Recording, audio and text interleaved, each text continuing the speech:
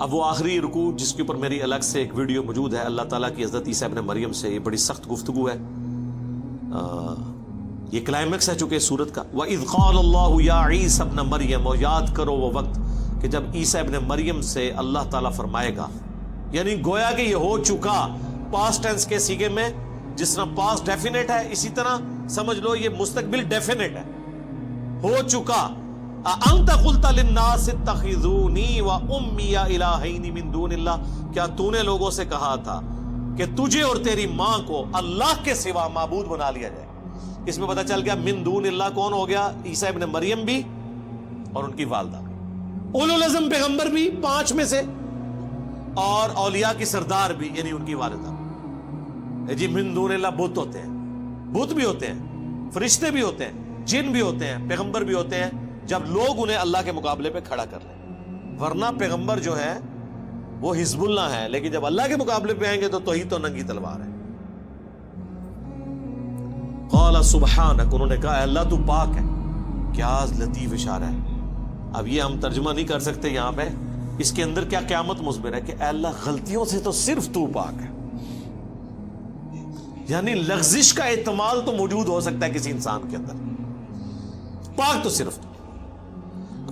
ما یکون لی ان اقول ما لیس لی بحق، مجھے کب شایع تھا اس بات کا، میں کیسے اہل ہو سکتا ہوں کہ میں ایسی بات ان سے کروں جس کا مجھے کوئی حق حاصل نہیں۔ سورہ آل عمران میں نہیں آیا کبھی ایسا نہیں ہوا کہ ہم کسی پیغمبر کو کتاب اور حکمت دے کے بھیجیں اور وہ لوگوں سے یہ کہنا شروع کر دے کہ لوگوں میرے بندے بن جاؤ، بلکہ وہ تو یہی کہے گا کونو ربانیین، اللہ والے بن جاؤ، ربانی بن جاؤ۔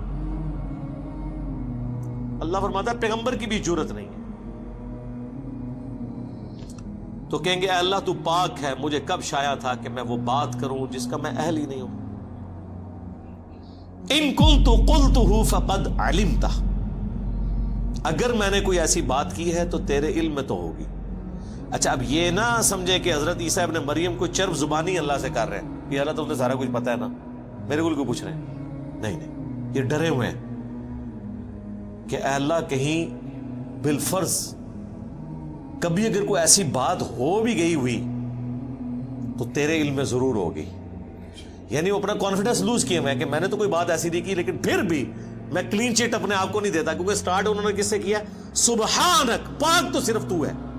اب آپ کہیں گے یہ ترجمہ میں کیوں کر رہا ہوں؟ اس لیے کہ حضرت یونس علیہ السلام نے اللہ سے کیا کہا تھا جب مچھلی کے پیٹ میں رکھے گئے، اور سورہ الصافات میں اللہ نے فرمایا اگر یونس مچھلی کے پیٹ میں ہم سے وہ دعا نہ کرتے تو وہ مچھلی کے پیٹ سے اس دن نکالے جاتے جس دن مردے قبروں سے نکالے جائیں گے، یعنی ہم ان کی وہ لغزش کی معافی نہ کرتے۔ کیا دعا کی تھی؟ لا الہ الا انت سبحانک، اے اللہ تیرے سوا کوئی معبود نہیں، پاک صرف تو ہی پاک ہے، انی کنت من الظالمین، بے شک میں ہی ظالم ہوں۔ پیغمبروں کو ہم معصوم عن الخطا کہتے ہیں، پاک نہیں ہوتے، وہ والا پاک جو سبحان ہے، وہ سبحان اللہ ہی ہے۔ ہاں سبحان الرسول کہیں پڑھا آپ نے؟ نہیں، ہو ہی نہیں سکتا، ہو ہی نہیں سکتا۔ کمزوریاں ہر انسان کے ساتھ لگی ہوئی ہیں، دیکھیں جو بلٹ ان کمزوریاں ہیں اس سے تو نہیں کوئی نکل سکتا۔ اللہ کھانے پینے کا محتاج ہے کہ نہیں؟ اور پیغمبر ہے؟ سورۃ المائدہ میں ہے عیسیٰ ان کی ماں روٹی کھایا کرتے تھے، کھانے کے محتاج تھے، تو یہ کمزوری ہے، گناہ نہیں ہے، لغزش نہیں ہے، ایک کمزوری ہے ان کے اندر۔ پاک صرف اللہ کی ذات ہے، پیغمبر معصوم ہے، پاک نہیں ہے۔ اب دیکھیں اللہ تو پاک ہے، مجھے کب شایع تھا؟ بالفرض اگر میں نے کوئی بات کی بھی ہے تیرے علم میں تو ہے، تعلم ما فی نفسی ولا اعلم ما فی نفسک، تو جانتا ہے جو کچھ میرے جی کے اندر ہے اور میں نہیں جانتا کہ تیرے جی میں کیا ہے۔ یہ ہے وہ ڈر کہ اللہ تو نے اب کیا فیصلہ کیا ہوا ہے، یہ جو میری پرسش ہو رہی ہے تو اب کرنے تو کیا جا رہا ہے، مجھے نہیں پتا، تقدیر کا کیا فیصلہ ہے وہ تیرے علم میں۔ یہ کون کہہ رہا ہے؟ پیغمبر، اولو العزم پیغمبر۔ تو بابے تے شاہی کوئی نہیں سرکار. ایک کہندے نے جناب وہ شیخ عبد القادر جیلانی فرمایا میں تے جنت ہی نہیں جانا جب تک سارے مرید نہ لے جان. اور سرکار اتنے تمہیں کھنگن نہیں دینا کسی نے. اتنے تے پیغمبر دیکھ رہو وہ بھی کہہ رہے ہیں یا اللہ تو پاک ہے. کیتا کچھ بھی نہیں, پچھلے نے کیتا ہے. جواب دے حضرت عیسیٰ ابن مریم ہو رہے انکا انت علام الغیوب, بے شک غیبوں کا جاننے والا تو ہی ہے. دیکھ لیں علم غیب بھی کلیئر ہو گیا. مجھے نہیں پتا تیرے جی میں کیا ہے, تجھے پتا ہے, اور پھر الٹیمیٹلی پتا تو تجھے ہی ہوگا. مجھے تو اتنا ہی پتا چلے گا جتنا تو وہی کے ذریعے بتائے گا. عالم الغیب تو صرف تو ہے.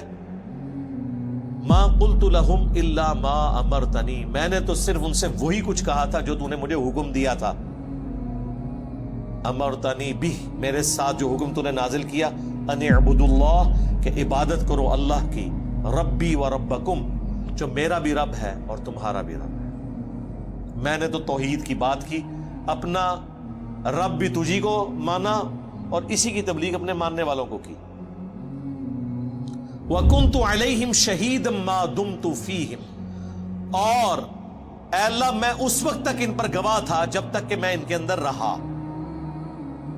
فَلَمَّا تَوَفَّيْتَنِي, اور جب تو نے مجھے پورا کر دیا. میں اپنا ترجمہ یہ نہیں کر رہا کہ تو نے مجھے موت دے دی, کیونکہ سورۃ النساء میں واضح طور پر اور سورہ آل عمران میں اشارتاً موجود ہے کہ آپ کو زندہ اٹھایا گیا. باقی تفصیل کے لیے میری وہ ویڈیوز دیکھ لیں, حیات مسیح اور نزول مسیح. جب تو نے مجھے اٹھا لیا, کنت انت الرقیب علیہم, اس وقت تو ہی ان پر گواہ تھا. یعنی میں حاضر و ناظر کوئی نہیں تھا وفات کے بعد. یہ کہتے ہیں نا جی اللہ کے نبی علیہ السلام مدینہ شریف میں قبر میں ہے, لیکن وہاں بیٹھے ہوئے ہمیں دیکھ رہے ہیں, یہاں پہ موجود نہیں ہے لیکن دیکھ رہے ہیں. لیکن عیسیٰ ابن مریم کہہ رہے ہیں کہ جب تو نے مجھے اٹھا لیا میں ان پہ گواہ بھی نہیں تھا. وَأَنْتَ عَلَىٰ كُلِّ شَيْءٍ شَهِيدٌ, اور تو ہی ہر بات پہ گواہ ہے. یعنی عقیدہ حاضر و ناظر بھی کلیئر کر دیا. کوئی پیغمبر حاضر و ناظر نہیں ہے. ہمارے نبی کے بارے میں سورۃ القصص میں آیا, نبی جب ہم نے موسیٰ علیہ السلام کو پکارا کوہ طور پہ, نہ تو آپ وہاں موجود تھے اور نہ آپ دیکھ رہے تھے, نہ آپ شاہد تھے, نہ فزیکلی موجود تھے نہ شاہد تھے, نہ حاضر تھے نہ ناظر تھے. یہ اللہ کی کوالٹیز ہیں کہ وہ ہر چیز کا احاطہ کیے ہوئے اپنے علم سے. یہ سیم الفاظ ہیں جو بخاری مسلم میں نبی علیہ السلام نے اپنے ساتھیوں کے بارے میں بولے ہیں کہ بخاری مسلم دونوں میں حدیث موجود ہے, میرے حوض کوثر پہ میرے اصحاب لائے جائیں گے, میں کہوں گا اصحابی اصحابی, یہ تو میرے ساتھی ہیں. مجھے بتایا جائے گا اللہ کے نبی آپ کو نہیں پتا آپ کی وفات کے بعد یہ دین سے الٹے قدم پھر گئے تھے. اور بخاری میں موجود ہے یہ وہ لوگ تھے جو حضرت ابوبکر کے دور میں مرتد ہوئے, منکرین زکوٰۃ بن گئے, جن کے خلاف حضرت ابوبکر کو تلوار اٹھانی پڑی. فتح مکہ پہ یہ لوگ مسلمان تھے.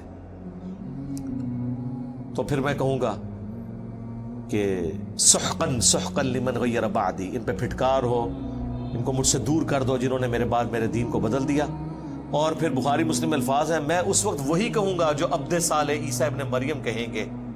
کیا پھر حضور نے یہ آیت تلاوت کی کہ اے اللہ جب تک میں ان میں موجود تھا ان پر گواہ تھا, جب تو نے مجھے اٹھا لیا پھر تو ان پر گواہ تھا. اب یہ اگلی آیت, ان تعذبہم, اگر تو انہیں عذاب دے, فإنہم عبادک, تو یہ تیرے بندے ہیں, تو مالک ہے ان کا. وإن تغفر لہم, اور اگر تو ان کو بخشی دے, فإنک انت العزیز الحکیم, تو غالب ہے, حکمت والا ہے, تجھ سے تو کوئی نہیں پوچھ سکتا کسی کو بخشنا چاہے تو. اللہ اکبر. اس بات کو کرنے کی ضرورت کوئی نہیں تھی, لیکن اس ایک جملے نے مسلمانوں کا عقیدہ کلیئر کر دیا. اسی سورۃ المائدہ میں آیت نمبر 72 میں عیسیٰ ابن مریم جو دنیا میں خطبہ دیتے تھے, یا بنی اسرائیل اعبدوا اللہ ربی و ربکم انہ من یشرک باللہ فقد حرم اللہ علیہ الجنہ ومأواہ النار وما للظالمین من انصار. اے بنی اسرائیل اولاد یعقوب, عبادت کرو اس رب کی جو تمہارا بھی رب ہے میرا بھی رب ہے. بے شک جس نے اللہ کے ساتھ شرک کیا, اللہ نے ایسے شخص پہ جنت حرام کر دی ہے اور اس کا ٹھکانہ آگ ہے اور وہاں اس کا کوئی مددگار نہیں ہوگا. یہ بات جو حضرت عیسیٰ ابن مریم دنیا میں اپنے ماننے والوں کو بتاتے رہے, قیامت کے دن وہ اپنی بات بھول جائیں گے؟ اس جملے سے تو یہی لگ رہا ہے کہ اے اللہ اب یہ تیرے بندے ہیں, چاہے انہیں عذاب دے چاہے انہیں تو بخش دے. جبکہ دنیا میں تو عیسیٰ ابن مریم یہ کہہ کے گئے تھے جو مشرک ہے اس کا ٹھکانہ جہنم ہے, اس پہ جنت حرام ہے, یعنی بخشش کوئی نہیں اور کوئی مددگار بھی نہیں. اور یہاں عیسیٰ ابن مریم تو مدد ہی کر رہے ہیں, گویا کہ سفارش کر رہے ہیں کہ یا اللہ تیرے بندے ہیں, چاہے بخش دے چاہے عذاب دے. تو یہ اللہ نے میرے پہ حکمت کھولی ہے, میں نے کہیں اس بات کو نہیں پڑھا, اس طرف اشارہ, اور مجھے بھی کچھ عرصہ پہلے یہ دماغ میں بات آئی کہ جان بوجھ کے اللہ نے ایسا کیا ہے کہ تاکہ اگر کسی کو وہم ہے نا کہ یہ دنیا میں ڈرانے کے لیے باتیں تھی, آخرت کوئی نہ کوئی چیک لگ ہی جائے گا, کوئی بابا پھڑ کے کوئی زبردستی یا اللہ من وضو کرایا سی نے تو نماز نہیں آتی تو وضو نے کہ کرایا ہونا اے بے تے پڑھتے رہے, عربی سیکھی نہیں ہوئی. تو اللہ نے یہاں کلیئر کر دیا کہ اولو العزم پیغمبر جو 5 ہیں سورۃ الاحزاب اور سورہ شورى میں, محمد رسول اللہ, ابراہیم خلیل اللہ, موسیٰ کلیم اللہ, عیسیٰ روح اللہ اور نوح علیہ السلام علیہم السلام اجمعین. اگر وہ اولو العزم پیغمبروں میں سے ایک پیغمبر عیسیٰ ابن مریم اپنے ماننے والے مشرکین کے لیے بھی قیامت کے دن شفاعت کرے گا یہ کہہ کے کہ اللہ تیرے بندے ہیں, اب اتنے جلال میں شرک کے اندر یہ چھوٹی سی بات بہت بڑی سفارش ہے, اس کے اوپر ذرا توجہ کریں. اس میں تو جواب یہ ہونا چاہیے تھا کہ عیسیٰ تجھے نہیں پتا کہ مشرکی کیسے تم سفارش کر رہے ہو, لیکن یہ اس لیے وہ کریں گے, اور اللہ نے قرآن میں ہمیں پہلی فلم چلا دیا ہے کہ اگر عیسیٰ ابن مریم بھی سفارش کرے کسی مشرک کے لیے تو سفارش قبول نہیں ہونی, تو بابے تے شاہی کوئی نہیں کہ کسی نو باؤں بڑھ کے جنت اس لے جان گے.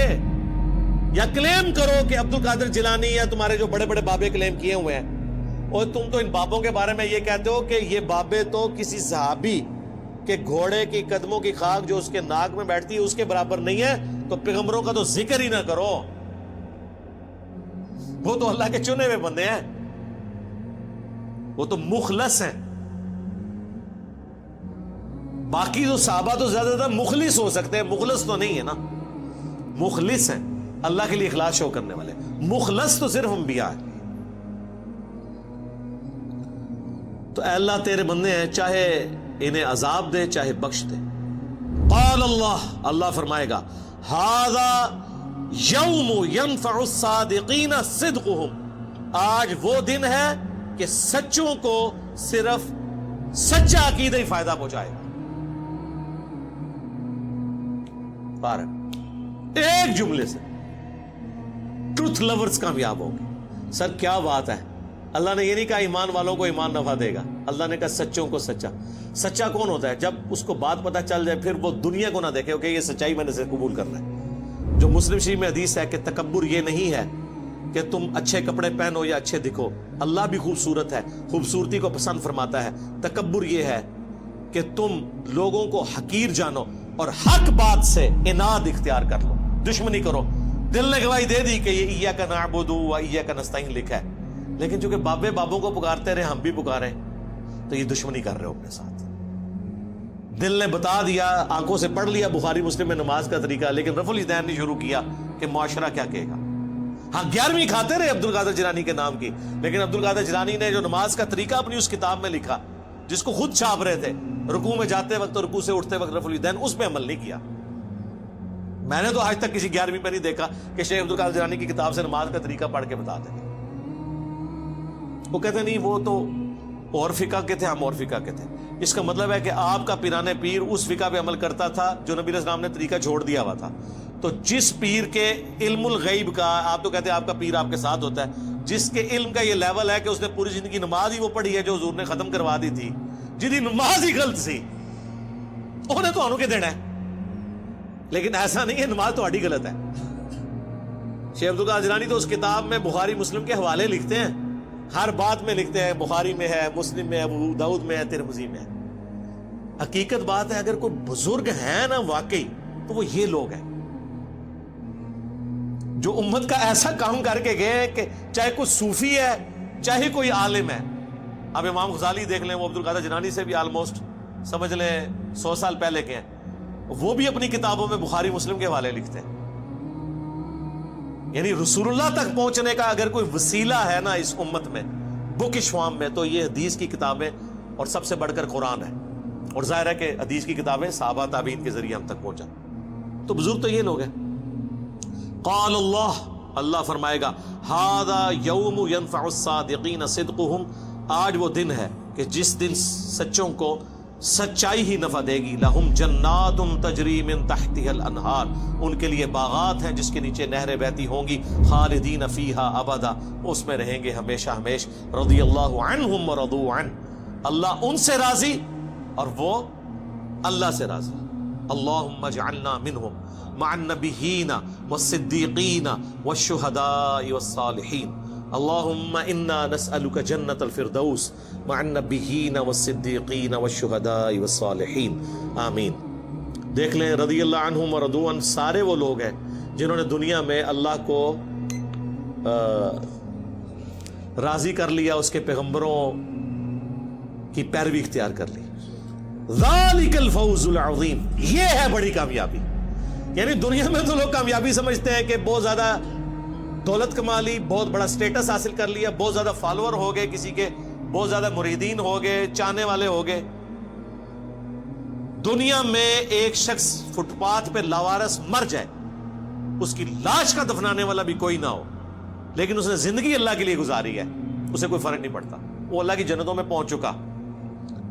رومن امپائر کی بیٹل فیلڈز کے اندر جو صحابہ تیل کے کڑاہوں میں روسٹ کیے گئے، وہ روسٹ ہوتے ہی جنت میں پہنچ گئے. صحیح بخاری میں موجود ہے نا، جعفر طیار جو حضرت علی کے بھائی تھے، غزوہ موتا میں ان کے 2 بازو کٹ گئے تھے. حضور نے فرمایا اللہ نے اسے جنت میں 2 پر دیے ہیں، اسی لیے ان کو طیار کہا جاتا ہے. طیارہ اردو میں بھی لفظ استعمال ہوتا ہے نا عربی کا، اڑنے والا، اور وہ جنت میں اڑ رہے ہیں. ادھر بازو کٹے ہوئے ہیں اور ادھر جنت میں. سبحان اللہ. ذالک الفوز العظیم، یہ ہے بڑی کامیابی.